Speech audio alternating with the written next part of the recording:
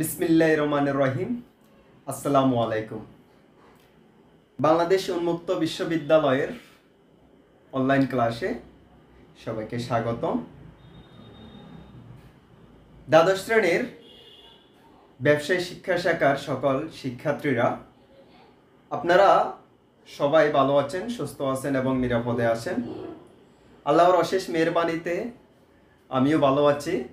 আমরা গত দুইটা ক্লাসে আপনাদের হস্তান্তরযোগ্য ঋণের দলিল যে প্রথম অধ্যায়টা ছিল হিসাব বিজ্ঞান দ্বিতীয় পত্রের, এই অধ্যায়টা সম্পর্কে আলোচনা করেছিলাম।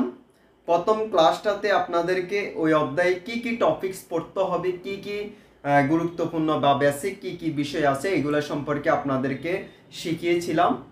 এবং দ্বিতীয় ক্লাসটাতে আমরা বিনিময় বিল অর্থাৎ হস্তান্তরযোগ্য ঋণের দলের ওইখান থেকে মূলত বিনিময় বিল থেকে অঙ্ক আসে।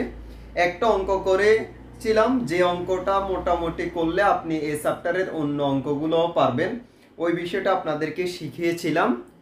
তো আপনারা যদি ওই দুইটা ক্লাস যদি ভালো করে করতে পারেন বা ভালো করে যদি একটু বুঝেন, একটু মনোযোগ সহকারে যদি একটু দেখেন লেকচারগুলা, তাহলে আমার মনে হচ্ছে ইনশাল্লাহ আপনারা অঙ্কগুলা সমাধান করতে পারবেন।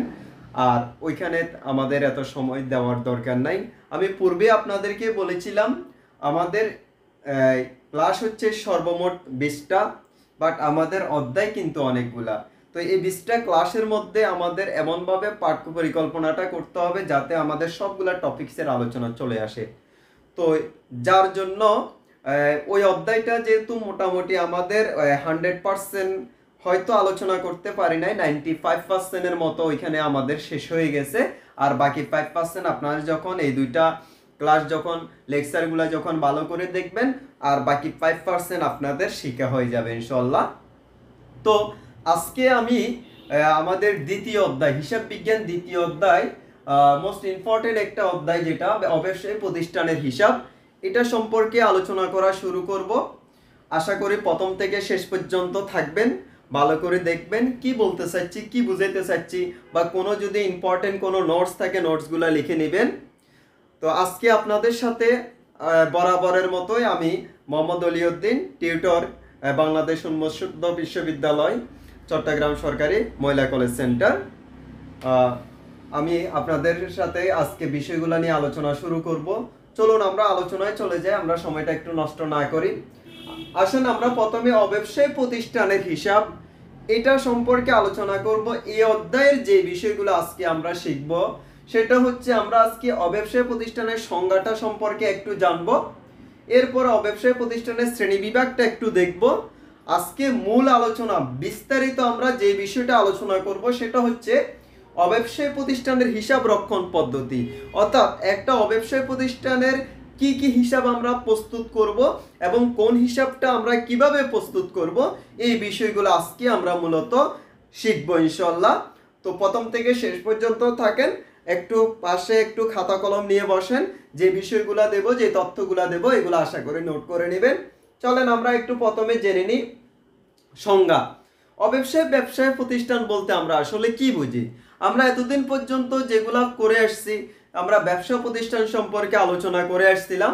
এখন অব্যবসায় প্রতিষ্ঠানটা হচ্ছে যে সমস্ত প্রতিষ্ঠানের প্রধান উদ্দেশ্য মুনাফা অর্জন করা নয়, যে সমস্ত প্রতিষ্ঠানের প্রধান উদ্দেশ্য মুনাফা অর্জন করা নয়, যে সমস্ত প্রতিষ্ঠানের প্রধান উদ্দেশ্য হচ্ছে সমাজের কল্যাণ করা বা মানুষের কল্যাণ করা, সেই সমস্ত প্রতিষ্ঠানকে বলা হয় অব্যবসায়ী প্রতিষ্ঠান।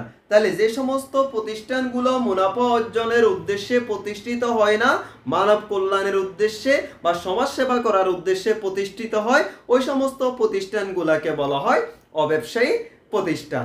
ঠিক আছে, এখান থেকে আপনাদের পরীক্ষা একটা নৈর্ব্যক্তিক আসতে পারে যে অব্যবসায় প্রতিষ্ঠানের প্রধান উদ্দেশ্য নিচের কোনটি? সেটা হচ্ছে মানব কল্যাণ করা বা জনকল্যাণ করা বা মানব সেবা করা, এটা হচ্ছে অব্যবসায় প্রতিষ্ঠানের কি প্রধান উদ্দেশ্য। আমরা যেমন ব্যবসায় প্রতিষ্ঠানের ক্ষেত্রে যেমন বলেছিলাম যে ব্যবসায় প্রতিষ্ঠানের প্রধান উদ্দেশ্য হচ্ছে মুনাফা অর্জন করা, কিন্তু অব্যবসায় প্রতিষ্ঠানের প্রধান উদ্দেশ্য কিন্তু মুনাফা অর্জন করা নয়। অব্যবসায় প্রতিষ্ঠানের প্রধান উদ্দেশ্য হচ্ছে জনকল্যাণ করা বা মানব কল্যাণ করা বা মানব সেবা করা বা সমাজের সেবা করা। ওকে, যেমন আমরা যদি কোনো একটা স্কুলের কথা বলি, একটা বিশ্ববিদ্যালয়ের কথা বলি, একটা হাসপাতালের কথা বলি, তারপরে এরকম যেমন কোনো একটা দাতব্য সংস্থার কথা বলি, কোনো একটা ক্লাবের কথা বলি, এগুলো সবগুলাই হচ্ছে যে প্রতিষ্ঠিত হয় সাধারণত সমাজের মানুষের বা দেশের মানুষের কল্যাণের জন্য।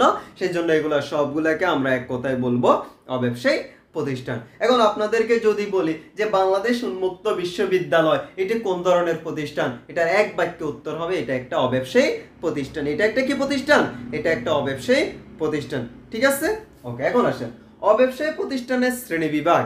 এই অব্যবসায়ী প্রতিষ্ঠানকে আমরা প্রধানত দুই ভাগে ভাগ করি।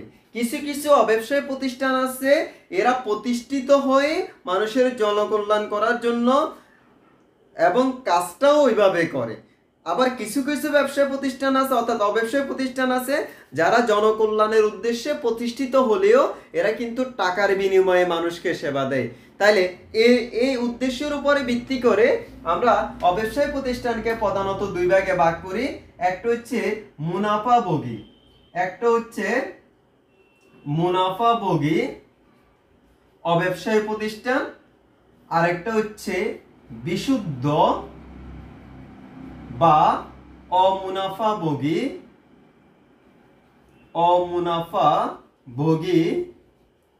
অব্যবসায়ী প্রতিষ্ঠান।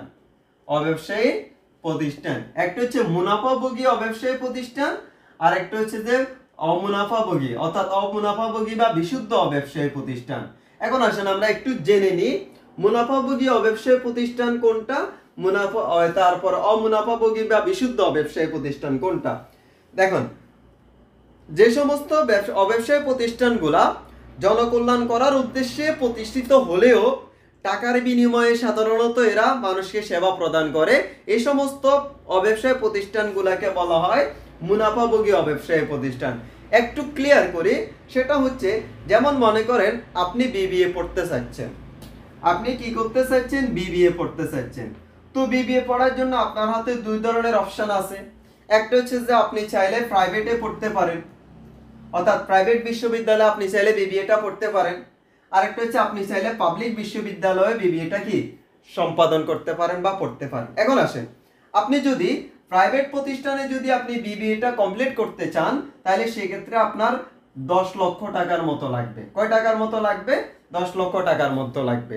আবার আপনি যদি পাবলিক বিশ্ববিদ্যালয়ে যদি আপনি এই বিবিএটা কমপ্লিট করতে চান বা এখানে যদি কোনো রকম কষ্ট করে যদি আপনি ভর্তি হতে পারেন তাহলে আপনার এখানে বিবিএটা কমপ্লিট করতে সর্বোচ্চ 50,000 থেকে 60,000 টাকা লাগবে। এখন আসেন, দুইটাতে কিন্তু আপনাকে সেম ডিগ্রি প্রদান করতেছে।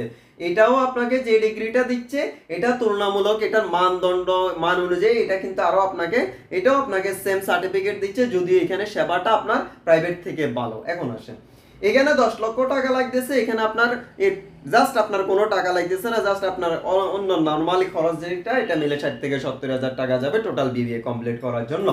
এখন দেখেন, এই প্রাইভেট ইউনিভার্সিটি যেটা, এই প্রাইভেট ইউনিভার্সিটিটা টাকার বিনিময়ে আপনাকে শিখাচ্ছে, আর পাবলিক ইউনিভার্সিটিটা আপনাকে কোনো টাকা ছাড়াই শিখাচ্ছে।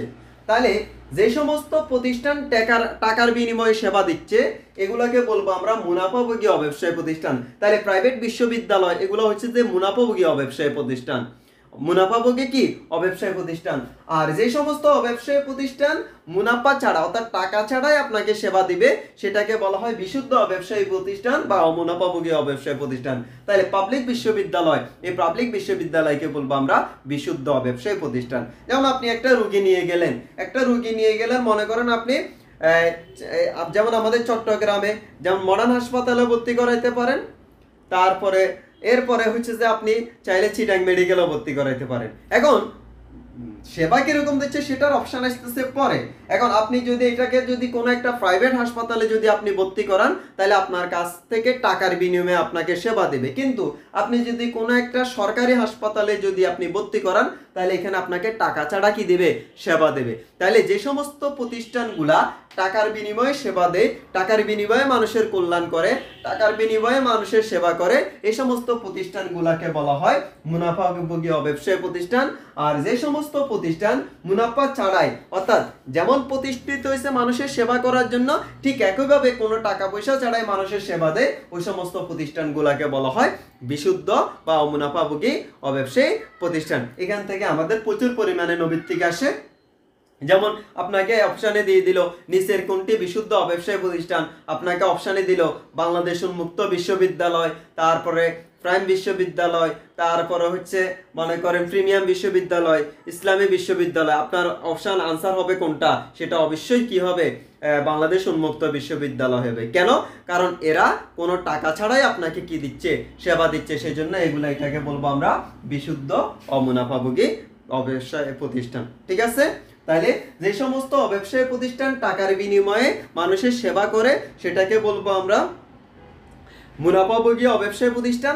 আর যে সমস্ত ব্যবসা অর্থাৎ অব্যবসায়ী প্রতিষ্ঠানগুলা টাকা ছাড়াই মানুষকে সেবা প্রদান করে সেগুলোকে বলবো আমরা বিশুদ্ধ অমুনাফাভোগী ব্যবসায়ী, বিশুদ্ধ বা অমুনাফাভোগী অব্যবসায়ী প্রতিষ্ঠান। আপনাদের বইতে আছে, বই থেকে আরো কিছু উদাহরণ আপনারা নিজেরা দেখে নেবেন।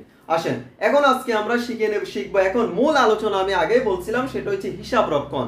এখন অব্যবসায় প্রতিষ্ঠানগুলো যদিও আমাদের মানুষের সেবা করার উদ্দেশ্যে প্রতিষ্ঠিত হয়, যদিও জনকল্যাণ করার উদ্দেশ্যে প্রতিষ্ঠিত হয়, এদেরও কি রাখতে হয়, এদেরও হিসাব রাখতে হয়। এদেরও কি রাখতে হয়, হিসাব রাখতে হয়। এদেরকে একটা নির্দিষ্ট সময় শেষে বিবরণী প্রকাশ করতে হয়। এদেরও প্রতিষ্ঠানের লাভ বা লস হয়, এদেরও প্রতিষ্ঠানের সম্পত্তি এবং দায় থাকে।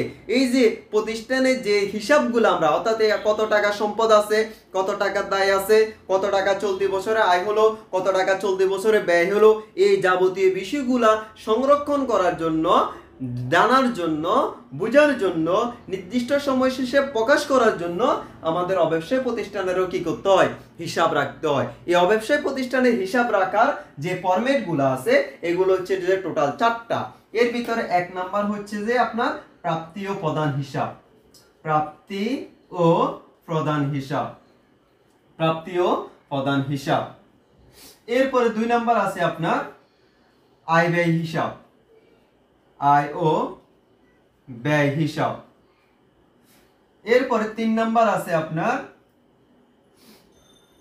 উদ্বৃত্তপত্র, উদ্বৃত্তপত্র। এই 3টে হিসাবের বাইরে নতুন আমাদের আরেকটা হিসাব প্রস্তুত করতে হয় মাঝে মাঝে, সেটা হচ্ছে মূলধন তহবিল, মূলধন তহবিল, মূলধন তহবিল। আসেন আমরা একটা একটা করে একটু জেনে নিই। প্রাপ্তি এবং প্রদান হিসাব একটি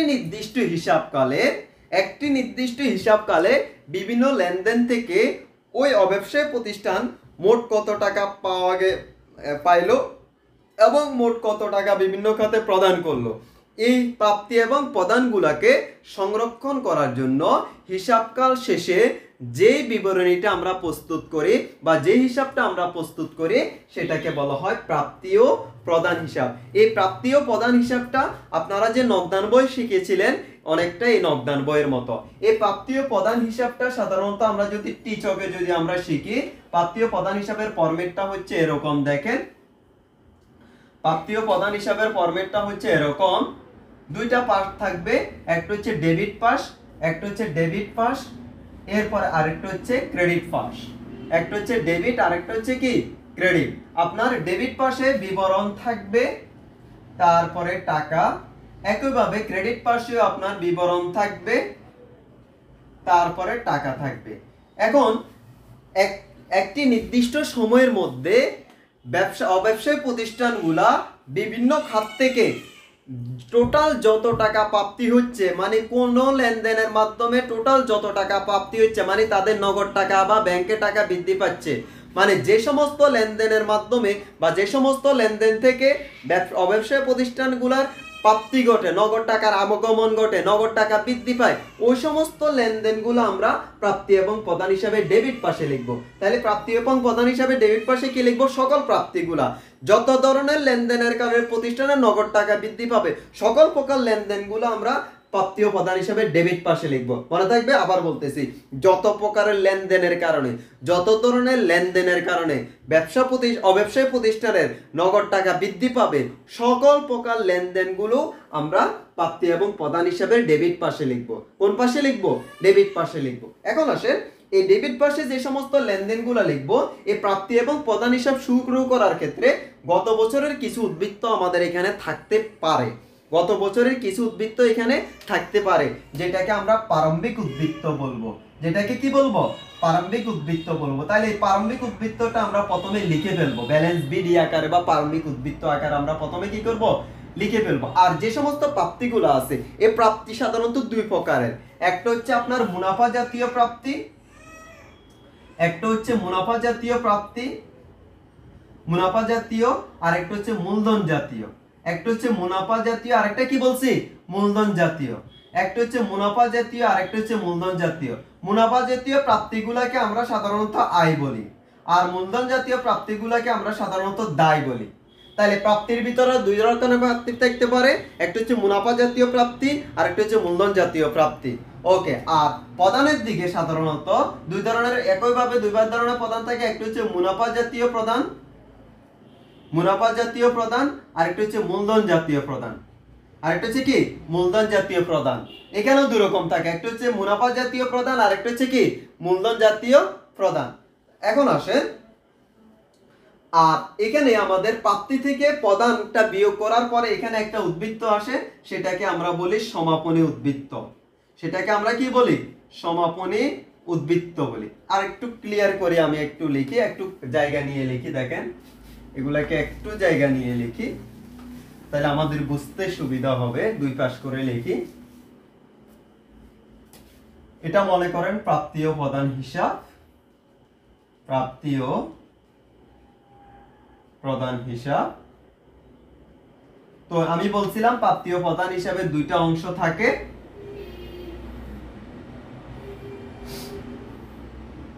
দুইটা অংশ থাকে। এটা হচ্ছে ডেবিট পাশ, এটা হচ্ছে ক্রেডিট পাশ। এই ডেবিট পাশে লিখবো আমরা সকল প্রকার প্রাপ্তি, প্রাপ্তি এটার বিবরণ লিখবো, বিবরণ টাকা। এখানেও লিখবেন বিবরণ টাকা। তো আমি বলছিলাম যে প্রাপ্তি এবং প্রদান হিসাবের ডেবিট পাশে সকল প্রকার প্রাপ্তিগুলা লিখবো। তো প্রাপ্তি এবং প্রদান হিসাব শুরু করার ক্ষেত্রে গত বছরের কোনো উদ্বৃত্ত দেওয়া থাকতে পারে, যে উদ্বৃত্ত দেওয়া থাকবে সেটাকে আমরা প্রারম্ভিক উদ্বৃত্ত বলে লিখে ফেলবো। প্রারম্ভিক উদ্বৃত্ত বলে আমরা লিখে ফেলবো, প্রারম্ভিক উদ্বৃত্ত বলে লিখে ফেলবো। আর প্রাপ্তির ভিতরে দুই রকমের প্রাপ্তি থাকে, একটা হচ্ছে মুনাফা জাতীয় প্রাপ্তি, একটা হচ্ছে মুনাফা জাতীয় প্রাপ্তি, আর একটা হচ্ছে মূলধন জাতীয় প্রাপ্তি। আর একটা হচ্ছে কি? মূলধন জাতীয় প্রাপ্তি। একটা হচ্ছে মুনাফা জাতীয় প্রাপ্তি, আর একটা হচ্ছে মূলধন জাতীয় প্রাপ্তি। মুনাফা জাতীয় প্রাপ্তিগুলোকে আমরা বলি আয়, আর মূলধন জাতীয় প্রাপ্তিগুলোকে বলি আমরা দায়। ঠিক আছে?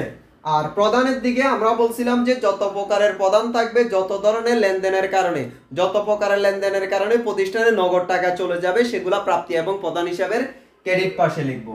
তো প্রদানের ভিতরে দুই রকমের প্রদান থাকতে পারে, একটা হচ্ছে মুনাফা জাতীয় প্রদান, একটা হচ্ছে মুনাফা জাতীয় প্রদান, আর একটা হচ্ছে মূলধন জাতীয় প্রদান, মূলধন জাতীয় প্রদান। তো এখন এই মুনাফা জাতীয় প্রদানকে আমরা বলবো ব্যয়, আর মূলধন জাতীয় প্রদানকে বলবো আমরা সম্পদ। আর এখানে আপনার প্রাপ্তি থেকে যখন আপনি প্রাপ্তিটা যোগ করবেন, প্রথমে যোগ করার পরে প্রদানটা আপনি যখন প্রদানে যে সমস্ত টাকাগুলো আছে এগুলো যখন আপনি বিয়োগ করবেন, বিয়োগ করার পরে এখানে একটা পার্থক্য সৃষ্টি হবে। এই পার্থক্যটাকে লিখবো আমরা সমাপনী উদ্বৃত্ত। সমাপনী উদ্বৃত্ত লিখবো। কি লিখবো আমরা? সমাপনী উদ্বৃত্ত লিখবো। এটা আমাদের ব্যালেন্স ফিগার, অর্থাৎ এটা পার্থক্যটা বের হবে। আবার দেখেন, তাহলে প্রাপ্তির দিকে সকল প্রকার প্রাপ্তিগুলো লিখবো। দুই রকমের প্রাপ্তি, সকল প্রকার মুনাফা জাতীয় অথবা মূলধন জাতীয়, যত প্রকারের প্রাপ্তি থাকবে সকল প্রকার প্রাপ্তিগুলো আমরা প্রাপ্তি এবং প্রদান হিসাবে ডেবিট পাশে লিখবো। আর যত প্রকারের প্রদান থাকবে, অর্থাৎ যত ধরনের লেনদেনের কারণে, যত প্রকারের লেনদেনের কারণে প্রতিষ্ঠান থেকে নগদ টাকা চলে যাবে, সেটা ক্রেডিট পাশে লিখবো। তো ডেবিট পাশের যোগ করব, যোগ করার পরে আমরা ক্রেডিট পাশের পদানগুলো বিয়োগ করলে আমাদের এখানে একটা উদ্বৃত্ত আসবে, যেটাকে বলবো আমরা সমাপনী উদ্বৃত্ত। এভাবে সাধারণত আমরা প্রাপ্তি এবং প্রদানগুলো প্রস্তুত করব। তো এখানে একটা বিষয় মনে রাখবেন, প্রাপ্তি এবং প্রদানের মধ্যে নগদ প্রাপ্তি এবং নগদ প্রদান ছাড়া অন্য কোনো ধরনের লেনদেন এখানে লিপিবদ্ধ করা যাবে না। অর্থাৎ কোনো প্রকারের দ্বারে বা বাকিতে বা অনগদ, দ্বারে বাকিতে বা অনগদ লেনদেন প্রাপ্তি এবং প্রদান হিসাবের মধ্যে লিপিবদ্ধ করা যাবে না। তাহলে প্রাপ্তি এবং প্রদান হিসাবের মধ্যে লিপিবদ্ধ হবে সকল প্রকার নগদ লেনদেনগুলা শুধুমাত্র। অর্থাৎ নগদ টাকা পাইলে বা বৃদ্ধি পাইলে ডেবিট পাশে লিখবেন, নগদ টাকা প্রদান করলে ক্রেডিট পাশে লিখবেন। ঠিক আছে, ওকে। এরপরে এখন আমরা শিখবো আয় ব্যয় হিসাব। প্রাপ্তি এবং প্রদান হিসাবটা প্রস্তুত করার পর এরপরে যেটা হচ্ছে সেটা হচ্ছে আয় ব্যয় হিসাব। আয় ব্যয় হিসাবটা হচ্ছে একটি নির্দিষ্ট হিসাবকালের প্রতিষ্ঠানের সকল প্রকার আয় এবং ব্যয়গুলোকে দেখিয়ে নেট লাভ বা নেট ক্ষতির পরিমাণ বা ব্যয় অতিরিক্ত আয় বা আয়ের অতিরিক্ত ব্যয় নির্ণয় করার জন্য যে বিবরণীটা প্রস্তুত করা হয় বা যে হিসাবটা প্রস্তুত করা হয় সেটাকে বলা হয় আয় ব্যয় হিসাব। সেটাকে কি বলা হয়? আয় ব্যয় হিসাব। তো আয় ব্যয় হিসাবের মধ্যে এখানেও সাধারণত আমাদের বিবরণ থাকবে, টাকা থাকবে, এটাও বিবরণ থাকবে, টাকা। এখন আসেন আয় ব্যয় হিসাবের ডেবিট পাশে আমরা লিখব সকল প্রকার ব্যয়গুলো, সকল ব্যয়, সকল প্রকার ব্যয় ডেবিট পাশে লিখব। আর ক্রেডিট পাশে লিখব সকল প্রকার আয়গুলো, সকল প্রকার আয়গুলো। অর্থাৎ একটি নির্দিষ্ট সময়ে প্রতিষ্ঠানে যত প্রকারের ব্যয় আছে সকল ব্যয়গুলো আমরা ডেবিট পাশে লিখব। আর প্রতিষ্ঠানের একটা নির্দিষ্ট হিসাবকালে যত ধরনের আয় আছে এই আয়গুলো আমরা ক্রেডিট পাশে লিখব। আয়গুলা কোন পাশে লিখব? ক্রেডিট পাশে লিখব। এখন আসেন এখানেও আমাদের একটা পার্থক্য সৃষ্টি হবে। যদি আমাদের ক্রেডিট পাশে যদি টাকা বেশি হয়, ক্রেডিট পাশে যদি টাকা বেশি হয়, ডেবিট পাশে যদি টাকা কম হয়, অর্থাৎ আয় যদি বেশি হয় ব্যয় যদি কম হয়, তাহলে এখানে যে পার্থক্যটা আসবে এটার নাম হবে ব্যয় অতিরিক্ত আয়। ব্যয় অতিরিক্ত আয়, যেটাকে আমরা নেট লাভ বলছিলাম আগে। আর যদি ব্যয়ের পরিমাণটা যদি বড় হয়, আয়ের পরিমাণটা যদি কম হয়, তখন সেটাকে লিখবো আমরা আয় অতিরিক্ত, আয় অতিরিক্ত ব্যয়। আয় অতিরিক্ত কি? ব্যয়। অর্থাৎ যদি আয়ের পরিমাণটা বেশি হয়, ব্যয়ের পরিমাণটা যদি কম হয়, তখন সেটার নাম হবে ব্যয় অতিরিক্ত আয়। আর ব্যয়ের পরিমাণটা যদি বড় হয়, আয়ের পরিমাণটা যদি ছোট হয়, তখন সেটার নাম লিখবো আমরা আয় অতিরিক্ত কি? ব্যয়। বুঝা গেছে? ওকে, আবার বলতেছি। তাহলে আয় ব্যয় হিসাবটা হচ্ছে একটি নির্দিষ্ট হিসাবকালের অব্যবসায়ী প্রতিষ্ঠানের ব্যয় অতিরিক্ত আয় বা আয় অতিরিক্ত ব্যয়, অথবা নেট লাভ বা নেট ক্ষতির পরিমাণ জানার জন্য বা মোট ব্যয় বা মোট আয়ের পরিমাণ জানার জন্য যে হিসাবটা প্রস্তুত করা হয় সেটাকে বলা হয় আয় ব্যয় হিসাব। সেটাকে কি বলা হয়? আয় ব্যয় হিসাব বলা হয়। ঠিক আছে, ওকে। এরপরে আসেন, এরপরে হচ্ছে সম্পত্তি এবং দায়। সম্পত্তি এবং দায়গুলো নিয়ে আমরা যেটা প্রস্তুত করি সেটাকে বলা হয় উদ্বৃত্ত পত্র। তো আপনার এখানে উদ্বৃত্ত পত্রেরও সাধারণত দুইটা পক্ষ থাকে। আমাদের এক পক্ষে থাকে সম্পদগুলা থাকবে, এক পক্ষে আপনার এটা হচ্ছে যে আপনার মনে করেন ডেবিট পাশ, এখানেতে লিখবো আমরা সকল প্রকার সম্পদগুলা, সকল প্রকার সম্পদ। আর এই পাশে লিখবো সকল প্রকার চলতি দায়, চলতি বছরের দায়, চলতি সকল প্রকার দায় লেখেন দায়, এই পাশে লিখবো। আর এই উদ্বৃত্ত পত্রে ডেবিট এবং ক্রেডিট দুই পাশে টাকার পরিমাণটা সমান হবে। ডেবিট এবং ক্রেডিট দুই পাশে টাকার পরিমাণটা কি হবে? সমান হবে। ঠিক আছে, এটা। এখন আসেন এরপরে আমাদের মাঝে মাঝে অনেক সময় আমাদের এখানে উদ্বৃত্ত পত্রের আমাদের একটা মূলধন লিখতে হয়, যেটাকে আমরা প্রারম্ভিক মূলধন বলি। যেটাকে আমরা কি বলি? প্রারম্ভিক মূলধন বলি। এই প্রারম্ভিক মূলধন বা মূলধন তহবিল, এই প্রারম্ভিক মূলধন বা মূলধন তহবিলটা অনেক সময় প্রশ্নে দেওয়া থাকে না, এটা আমাদেরকে বের করে নিতে হয়। তো এই প্রারম্ভিক মূলধনটা নির্ণয় করার জন্য বা মূলধন তহবিলটা নির্ণয় করার জন্য আমাদেরকে আরেকটা কি করতে হয়? আরেকটা বিবরণী করতে হয়, যেটাকে আমরা বলবো মূলধন তহবিল নির্ণয়। মূলধন মূলধন তহবিল নির্ণয়। তো এটারও দুই পাশ, এ পাশে সম্পদ আর এ পাশে হচ্ছে দায়। এ পাশে এখন এখানে সম্পদ লিখবো সাধারণত বিগত বছরের সম্পদ। সম্পদ হচ্ছে বিগত বছরের সম্পদ, আর দায়ের ভিতর হবে বিগত বছরের দায়। অর্থাৎ বিগত বছরের সকল প্রকার সম্পদ এবং বিগত বছরের সকল প্রকার দায়গুলোই সাধারণত মূলধন তহবিলের মধ্যে আসে। বিগত বছরের সম্পদ আমি চিনব কিভাবে? আপনার যে বছরের অঙ্ক দেওয়া আছে ওই বছরের প্রথম দিন যে সমস্ত সম্পত্তিগুলা দেওয়া থাকে সেগুলো হচ্ছে প্রারম্ভিক সম্পদ বা বিগত বছরের সম্পদ। আর আপনি যেদিন অঙ্ক করতেছেন ওই দিনের প্রথম তারিখে যে সমস্ত দায়গুলো দেওয়া থাকে সেই দায়গুলো হচ্ছে যে বিগত বছরের দায় বা প্রারম্ভিক দায় বলা হয়। তাহলে প্রারম্ভিক মূলধন তহবিল বা মূলধন তহবিল বের করার সূত্রটা হচ্ছে প্রারম্ভিক সম্পদ মাইনাস প্রারম্ভিক দায়। প্রারম্ভিক সম্পদ মাইনাস কি? প্রারম্ভিক দায়। তাহলে প্রারম্ভিক সম্পদ থেকে আপনি যখন প্রারম্ভিক দায়টা বিয়োগ করবেন তাহলে পাওয়া যাবে মূলধন তহবিল। চিনার উপায় কি? প্রারম্ভিক সম্পদ চিনবেন কিভাবে? যে সমস্ত সম্পত্তিগুলা বিগত বছরে অথবা যে সমস্ত সম্পত্তিগুলা আপনার যে বছরের অঙ্ক করতেছেন ওই বছরের 1 তারিখে উদ্বৃত্ত আকারে দেওয়া আছে ওই সমস্ত সম্পত্তিগুলো হচ্ছে প্রারম্ভিক সম্পদ। আর যে সমস্ত দায়গুলা বিগত বছরে অথবা যে সমস্ত দায়গুলা আপনি যে বছরে অঙ্ক করতেছেন ওই বছরে 1 তারিখে উদ্বৃত্ত আকারে বলা আছে সেগুলাকে বলবেন আপনি প্রারম্ভিক দায়। তাহলে এই প্রারম্ভিক সম্পদ থেকে যখন আপনি প্রারম্ভিক দায়টা বিয়োগ করবেন তখন এখানে বের হয়ে আসবে প্রারম্ভিক মূলধন তহবিল বা মূলধন তহবিলটা বের হয়ে আসবে। ক্লিয়ার? ওকে, তাহলে মূলধন তহবিলটা বের হবে। এখন আমরা একটু শর্টকাট শিখি। আমরা তো 4টা বিবরণী শিখলাম, এখন অঙ্ক করার জন্য প্রশ্নটা কিভাবে দেওয়া থাকবে মনে রাখবেন। আমাদের ম্যাক্সিমাম অঙ্কে আমরা আগে যেমন উদ্বৃত্ত করার সময় যেমন রিয়ামিল দেওয়া থাকতো, এখানে অব্যবসায় প্রতিষ্ঠানের ক্ষেত্রে ম্যাক্সিমাম অঙ্কের ক্ষেত্রে আপনার অঙ্কটা করার জন্য সমাধান করার জন্য প্রশ্ন আকারে আপনার প্রাপ্তি এবং প্রদান হিসাবটা দেওয়া থাকে। কি দেওয়া থাকে? প্রাপ্তি এবং প্রদান হিসাবটা দেওয়া থাকে, আর নিচে কিছু অতিরিক্ত সমন্বয় দেওয়া থাকে বা অতিরিক্ত তথ্য দেওয়া থাকে। তাহলে আমাদের প্রশ্নটা থাকবে একটা প্রাপ্তি এবং প্রদান হিসাব আপনাকে দিয়ে দিবে, আর হচ্ছে যে আপনাকে অন্যান্য কিছু তথ্য দিয়ে দেবে বা কিছু সমন্বয় দিয়ে দেবে।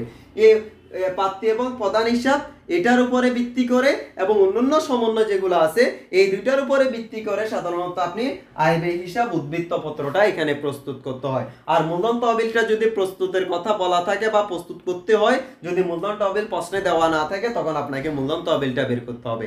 এখন আসেন আমরা কিছু শর্টকাট নিয়ম শিখে নিই। সেটা কিরকম দেখেন, আমরা এখানে প্রারম্ভিক উদ্বৃত্ত লিখছি। প্রারম্ভিক উদ্বৃত্ত মানে হচ্ছে যে এটা প্রারম্ভিক নগদ টাকা। এখানে যে প্রারম্ভিক উদ্বৃত্তটা দেওয়া থাকে এটা হচ্ছে প্রারম্ভিক কি নগদ, পরীক্ষা আসে সাধারণত প্রাপ্তি এবং প্রদান হিসাবের প্রারম্ভিক উদ্বৃত্ত দ্বারা কি নির্দেশ করে? সেটা হচ্ছে প্রারম্ভিক নগদ। প্রারম্ভিক কি? নগদ। তাহলে প্রাপ্তি এবং প্রদান হিসাবের প্রারম্ভিক উদ্বৃত্ত দ্বারা প্রারম্ভিক হাতে নগদ বা প্রারম্ভিক নগদ উদ্বৃত্তকে নির্দেশ করে। ঠিক আছে? ওকে। আর প্রাপ্তি এবং প্রদান হিসাবে সমাপনী উদ্বৃত্ত দ্বারা ওই বছরের সমাপনী হাতে নগদ বা সমাপনী নগদ উদ্বৃত্তটাকে নির্দেশ করে। মুখস্থ করে ফেলতে হবে। আসেন তাহলে এই প্রারম্ভিক নগদ উদ্বৃত্ত যেটা আছে, এই প্রারম্ভিক উদ্বৃত্ত যেটা আছে প্রাপ্তি এবং প্রদান হিসাবের প্রারম্ভিক উদ্বৃত্ত যেটা, এটা সরাসরি এটা যেহেতু বিগত বছরে, প্রারম্ভিক মানে গত বছরে, প্রারম্ভিক মানে কি? গত বছরে, এটা সরাসরি চলে যাবে আপনার মূলধন তহবিলের সম্পত্তির পাশে। কোথায় চলে যাবে? তাহলে প্রারম্ভিক উদ্বৃত্তটা চলে যাবে মূলধন তহবিলের সম্পত্তির পাশে, এটা আর কোথাও লেখা যাবে না। মনে থাকবে? আবার বলতেছি, প্রারম্ভিক উদ্বৃত্তটা মূলধন তহবিলের সম্পত্তির পাশে চলে যাবে, এটা অন্য কোথাও লেখা যাবে না। এখন আসেন আর সমাপনী উদ্বৃত্ত যেটা আছে, সমাপনী উদ্বৃত্ত এটা যেহেতু চলতি বছরের সম্পদ, সমাপনী উদ্বৃত্ত এটা যেহেতু কিসের সম্পদ? চলতি বছরের সম্পদ, এটা সরাসরি চলে যাবে আমাদের উদ্বৃত্ত পত্রের সম্পত্তির পাশে। উদ্বৃত্ত পত্রের কোন পাশে? সম্পত্তির পাশে চলে যাবে। তাহলে প্রারম্ভিক উদ্বৃত্তটা চলে যাবে মূলধন তহবিলের সম্পত্তির পাশে, কারণ এটা প্রারম্ভিক হাতে নগদ। আর সমাপনী উদ্বৃত্তটা চলে আসবে উদ্বৃত্ত পত্রের সম্পত্তির পাশে, কারণ এটা চলতি বছরের নগদ তহবিল বা এটা হচ্ছে চলতি বছরের সমাপনী নগদ। ঠিক আছে? গেল। এরপরে মুনাফা জাতীয় আয় যেটা আছে, এই মুনাফা জাতীয় আয় এটা সাধারণত চলতি বছরের আয় নির্দেশ করে। মুনাফা জাতীয় আয় যেটা, এটা কি নির্দেশ করে?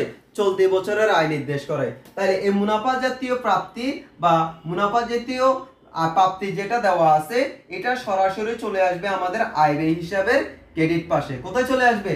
আয় ব্যয় হিসাবের ক্রেডিট পাশে। তাহলে মুনাফা জাতীয় প্রাপ্তি এবং প্রদান হিসাবে যে সকল মুনাফা জাতীয় প্রাপ্তিগুলো দেওয়া থাকবে এগুলো আমাদের আয় ব্যয় হিসাবের কোথায় চলে আসবে, ক্রেডিট পাশে চলে আসবে।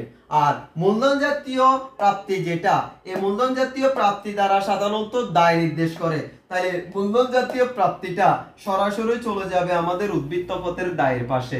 কোথায় চলে যাবে, উদ্বৃত্ত পত্রের দায়ের পাশে চলে যাবে, মনে থাকবে। ওকে, তাহলে মুনাফা জাতীয় প্রাপ্তিটা আয় ব্যয় হিসাবের ক্রেডিট পাশে, আর মূলধন জাতীয় প্রাপ্তিটা উদ্বৃত্ত পত্রের দায়ের পাশে।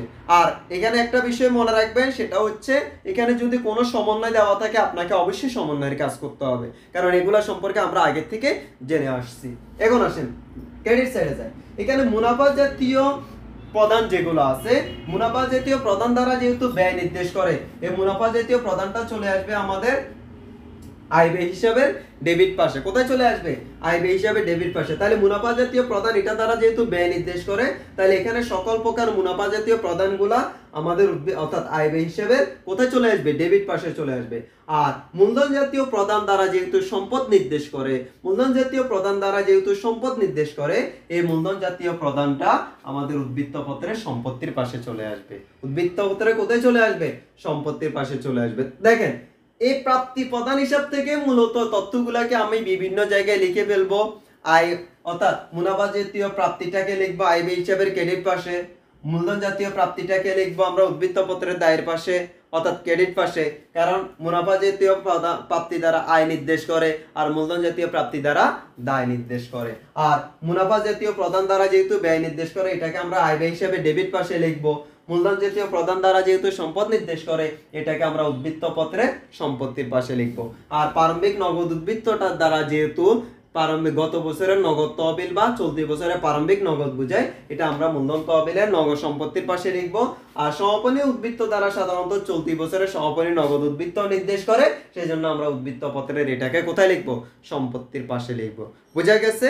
তাহলে একটু বিবরণীগুলো আপনাকে মুখস্থ করে ফেলতে হবে, তাহলে আপনি অঙ্কটা অবশ্যই সমাধান করতে পারবেন। ঠিক আছে?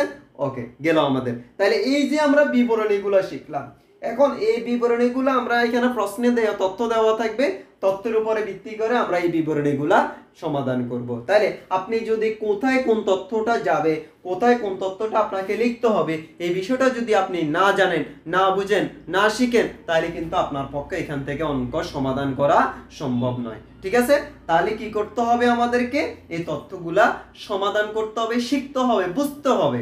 শুধু আপনি দেখলে হবে না, এটাকে আপনার মাথার ভিতরে আয়ত্ত করতে হবে, তাহলেই আপনি এখান থেকে অবশ্যই অঙ্কগুলা সমাধান করতে পারেন। আর এখানে আমি প্রথম দিনে বলছি, আপনার এখানে শুধু অঙ্ক করলে হবে না, আপনার বেসিকটা ক্লিয়ার করতে হবে, কারণ এখানে আপনার 40 নাম্বার কি আছে, নৈর্ব্যক্তিক আছে। এই চ্যাপ্টার থেকে অবশ্যই আপনার নৈর্ব্যক্তিক আসবে। আর নৈর্ব্যক্তিক গুলা বেসিক্যালি সাধারণত আপনার যে মূল কনসেপ্ট যেটা আছে, এইখান থেকে মূলত নৈর্ব্যক্তিক গুলা বেশি আসে। ওকে, তাহলে আমরা বিবরণীগুলো একটু ভালো করে শিখে ফেলবো। আর কিছু গুরুত্বপূর্ণ তথ্য নিয়ে আমরা আজকের ক্লাসটা শেষ করব। এর পরের ক্লাসে আমরা সাধারণত এই চ্যাপ্টার থেকে ইনশাআল্লাহ অঙ্ক করার চেষ্টা করব।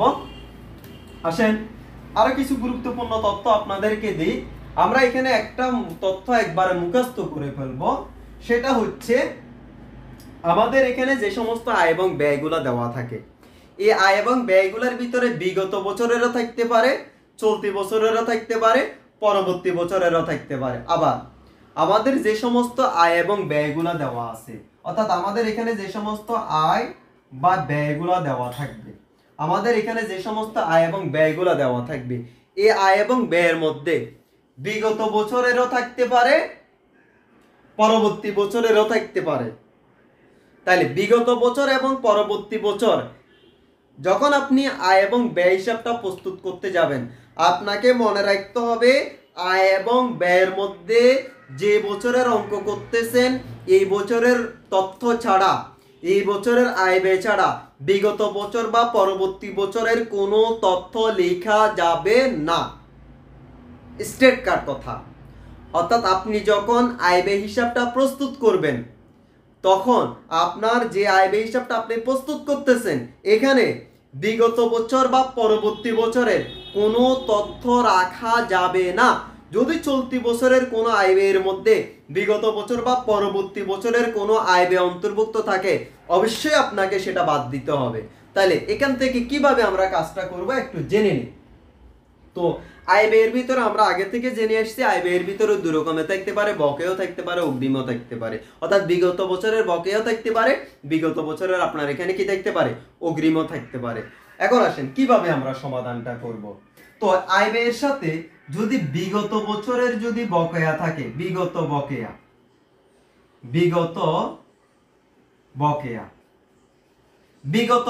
মানে বিগত বছরের, এই বিগত বকেয়া থাকলে আমরা বাদ দেব, সংশ্লিষ্ট আয় বা ব্যয় থেকে কি করব, বাদ দেব। একটু বিস্তারিত আলোচনায় পরে আসতেছি।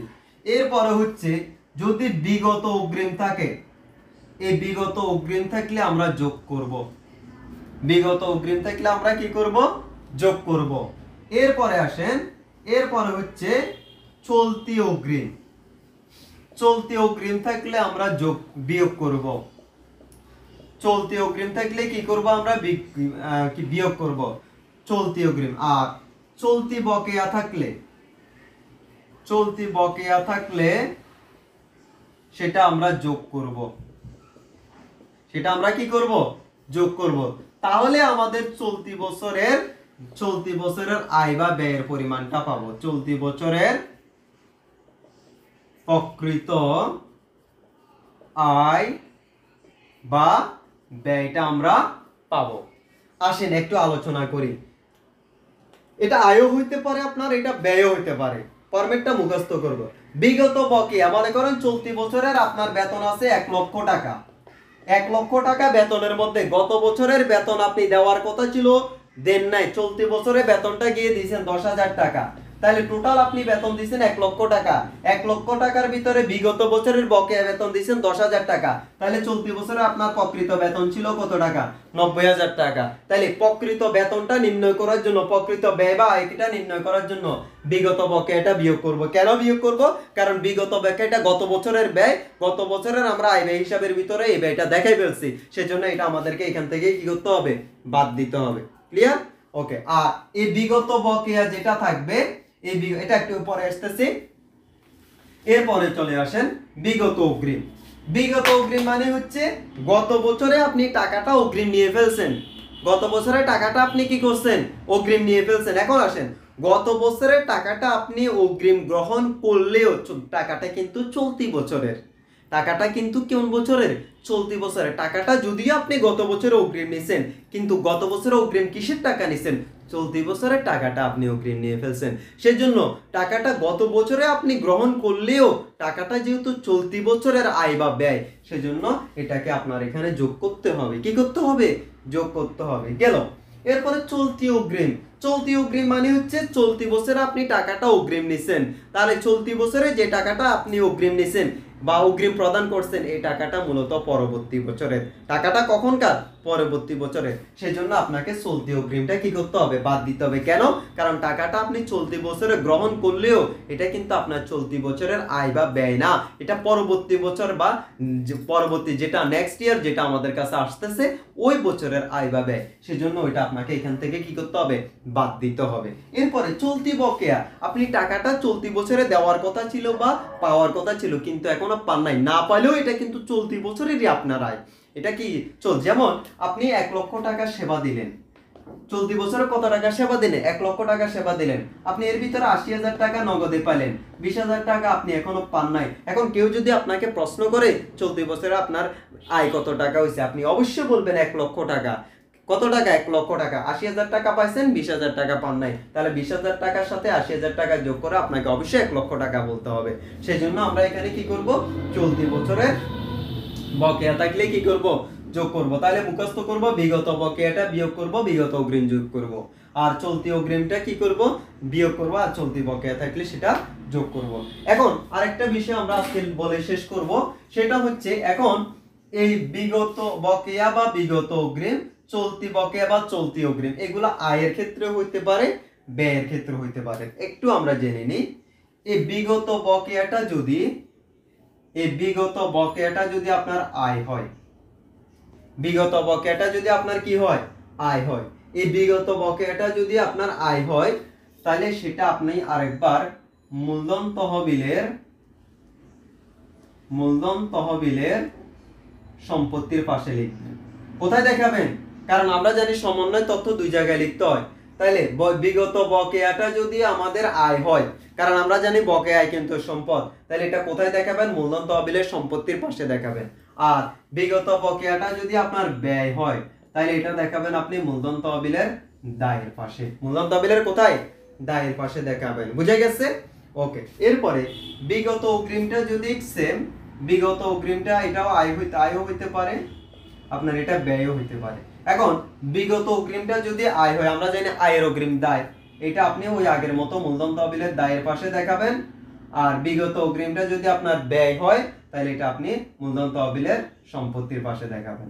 মূলধন তহবিলের কোথায়? সম্পত্তির। তাহলে বিগত যত ধরনের বিগত বলবে, সেটা বকেয়া বলুক অগ্রিম বলুক, তাহলে বিগত বকেয়া অর্থাৎ বিগত বকেয়া আয়, এটা আরেকবার যাবে মূলধন তহবিলের সম্পত্তির পাশে। একবার তো আমরা সংশ্লিষ্ট আয় বা ব্যয়ের সাথে যোগ বা বিয়োগ করবো এগুলো। আরেকবার যাবে আপনার, যদি আয় হয় মূলধন তহবিলের সম্পত্তির পাশে, ব্যয় হলে মূলধন তহবিলের দায়ের পাশে। আর অগ্রিমের ক্ষেত্রে বিগত অগ্রিম আয় হলে এটা মূলধন তহবিলের দায়ের পাশে, আর ব্যয় হলে মূলধন তহবিলের সম্পত্তির পাশে। ঠিক আছে? আর এই ক্ষেত্রে আসেন চলতির ক্ষেত্রে, চলতি অগ্রিম এটা যদি আপনার কি হয়? এটা যদি আপনার ব্যয় হয়, এটা যদি ব্যয় হয়, তাহলে এটা আপনার সম্পত্তির পাশে যাবে, অর্থাৎ উদ্বৃত্ত পত্রের সম্পত্তির পাশে যাবে, উদ্বৃত্ত পত্রের সম্পত্তি। আর এটা যদি আপনার আয় হয়, তাহলে এটা যাবে উদ্বৃত্ত পত্রের দায়ের পাশে। উদ্বৃত্ত পত্রের কোথায়? দায়ের পাশে। তাহলে চলতি অগ্রিম, এটা যদি চলতি অগ্রিমটা যদি ব্যয় হয়, তাহলে উদ্বৃত্ত পত্রের সম্পত্তির পাশে আরেকবার লিখবো। আর চলতি অগ্রিমটা এটা যদি আয় হয়, তাহলে এটা আরেকবার লিখবো আমরা কোথায়? উদ্বৃত্ত পত্রের দায়ের পাশে। একইভাবে চলতি বকেয়া, এটার ক্ষেত্রে সেম হইতে পারে, এটা ব্যয় হইতে পারে, এটা আপনার আয়ও হইতে পারে। যদি ব্যয় হয় উদ্বৃত্ত পত্রের দায়ের পাশে, আর যদি আপনার এটা আয় হয়, তাহলে উদ্বৃত্ত পত্রের সম্পত্তির পাশে। এই বিষয়গুলো আমরা একটু কি করে ফেলবো? মুখস্থ করে ফেলবো। তাহলে এই যে আমরা তথ্যগুলো দিলাম ফরম্যাট, আপনার এই তথ্যের উপরে সাধারণত আপনার সকল সমন্বয় নির্ভর করতেছে। আপনি কি করবেন না করবেন, আপনি যদি এটা যদি একটু ভালো করে শিখে রাখতে পারেন, আর কোথায় কোনটা পোস্টিং দিবেন, তাহলে আপনার এখানে সকল সমন্বয় পারা যাবে। তো আমরা আজকে এখানে মূলত শেষ করব। নেক্সট ক্লাসে আমরা ইনশাআল্লাহ এখান থেকে অঙ্ক করব। তো বরাবরের মতোই বলি, এখন আজকে আবার বলতেছি, ক্লাসগুলো একটু ভালো করে দেখবেন মনোযোগ সহকারে। আর আপনাদের ফ্রেন্ড যারা আছে, যারা জানে না ক্লাস হচ্ছে, ওদের সাথে একটু শেয়ার করে দিবেন। তাহলে আজকের মতো এখানে শেষ। ওকে, আল্লাহ হাফেজ।